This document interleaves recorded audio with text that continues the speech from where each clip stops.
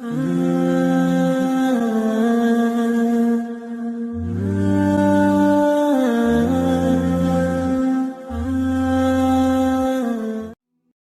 نیک آدمی شادی کے بعد اپنی بیوی کو لے کر اپنے گھر لوٹ رہا تھا۔ راستے میں سمندر آ گیا۔ آدمی نے ایک کشتی کا انتظام کیا اور وہ دونوں سمندر عبور کرنے لگے۔ کشتی بیچ سمندر پہنچی ہی تھی کہ سمندر میں طوفان آ گیا۔ اس صورتحال میں بیوی کا خوف سے برا حال ہو گیا، لیکن آدمی ایسے اطمینان سے بیٹھا رہا جیسے کچھ غیر معمولی نہیں ہو رہا۔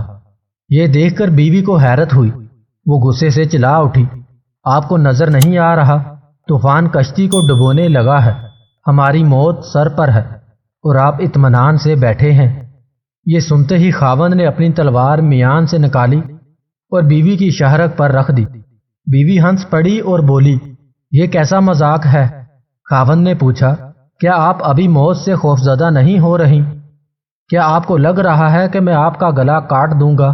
یہ سن کر بیوی بولی، آپ پر اور آپ کی محبت پر اعتماد ہے۔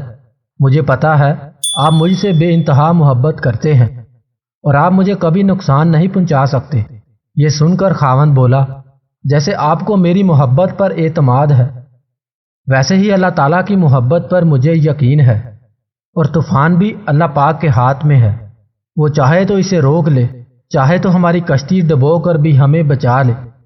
اللہ تعالیٰ جو بھی فیصلہ کرے وہ ہمارے حق میں بہترین ہوتا ہے۔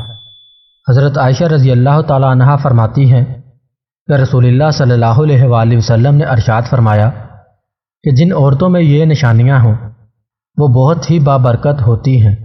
عورت کے بابرکت ہونے کی 3 بڑی علامات یہ ہیں۔ نمبر 1، اس کی طرف رشتہ بھیجنے اور رشتہ منظور ہونے میں آسانی ہو۔ نمبر 2، اس کا مہر آسان ہو، یعنی بہت زیادہ پیچیدہ نہ ہو۔